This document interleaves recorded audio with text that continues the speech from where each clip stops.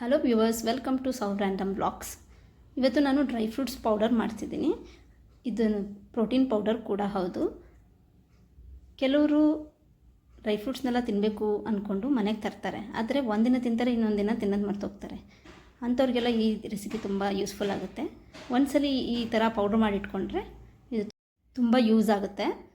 ಇದನ್ನು ಬೆಳಗ್ಗೆ ಅಥವಾ ಸಂಜೆ 1 ಗ್ಲಾಸ್ ಹಾಲಿಗೆ 1 ಸ್ಪೂನ್ ಪೌಡರ್ ಹಾಕ್ಕೊಂಡು ಕುಡಿದ್ರೆ ಇದರಲ್ಲಿರೋ ಪ್ರೋಟೀನ್ಸ್ ಎಲ್ಲ ನಮ್ಮ ದೇಹಕ್ಕೆ ಬರುತ್ತೆ. ಇದಕ್ಕೆ ನಾನು ಫಸ್ಟು ಬಾದಾಮಿ ತೊಗೊಂಡಿದ್ದೀನಿ. ಬಾದಾಮಿನ ಲೈಟಾಗೆ ಫ್ರೈ ಮಾಡ್ಕೋತಾ ಇದ್ದೀನಿ. ಇನ್ನೊಂದು ಕಡೆ ವಾಲ್ನಟ್ ತೊಗೊಂಡಿದ್ದೀನಿ. ಇದೂ ಅಷ್ಟೇ ಲೈಟಾಗೆ ಫ್ರೈ ಮಾಡ್ಕೋತಾ ಇದ್ದೀನಿ. 1-2 ನಿಮಿಷ ಫ್ರೈ ಮಾಡ್ಕೊಳ್ಳಿ ಎಲ್ಲನೂ ನೀಟಾಗೆ. ತುಂಬ ಕಪ್ಪಗಾಗಕ್ಕೂ ಬಿಡಬಾರ್ದು, ಲೈಟಾಗಿ ಮಾಡ್ಕೊಳ್ಳಿ. ಮತ್ತು ಇನ್ನೊಂದು ಕಡೆ ನಾನು ನೆಕ್ಸ್ಟ್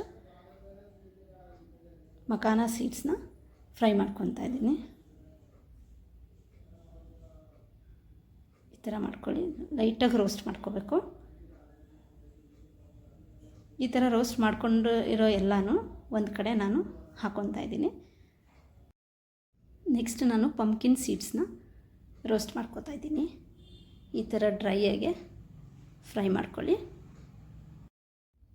ಕಪ್ಪಗಾಗಕ್ಕೆ ಬಿಡಬೇಡಿ. ಈ ಥರನೇ ಕೈ ಆಡಿಸ್ತಾ ಇರಬೇಕು. ಈಗ ಇದಾಗಿದೆ, ಇದನ್ನು ಒಂದು ಕಡೆಗೆ ಹಾಕೋತಾ ಇದ್ದೀನಿ. ನೆಕ್ಸ್ಟು ಗ್ರೌಂಡ್ ನಟ್ನ ಫ್ರೈ ಮಾಡ್ಕೋತಾ ಇದ್ದೀನಿ, ಕಡಲೆ ಬೀಜನ. ಇದೂ ಅಷ್ಟೇ ಲೈಟಾಗಿ ಫ್ರೈ ಮಾಡ್ಕೋತಾ ಇರಬೇಕು. ಈ ಥರ ಫ್ರೈ ಮಾಡಿಕೊಂಡು ಒಂದು ಕಡೆಗೆ ತೆಗೆದಿಟ್ಕೊಂಡು ನೆಕ್ಸ್ಟ್ ಗೋಡಂಬಿ ಹಾಕಿದ್ದೀನಿ. ಗೋಡಂಬಿನೂ ರೋಸ್ಟ್ ಮಾಡ್ತಾಯಿದ್ದೀನಿ. ಈಗ ರೋಸ್ಟ್ ಮಾಡಿಕೊಂಡು ಅದನ್ನು ಹಾಕೊಂಡು ಸೇಮ್ ಕಂಟೈನರ್ಗೆ ಹಾಕ್ತಾಯಿದ್ದೀನಿ. ನೋಡಿ ಈ ಥರ ಇದೆ. ಇದನ್ನೆಲ್ಲ ಈ ಥರ ನೀಟಾಗಿ ಎಲ್ಲನೂ ಮಿಕ್ಸ್ ಮಾಡ್ಕೋಬೇಕು. ಮಿಕ್ಸ್ ಮಾಡಿಕೊಂಡು ಇದನ್ನು ತಣ್ಣಗಾಗೋಕ್ಕೆ ಬಿಡಬೇಕು.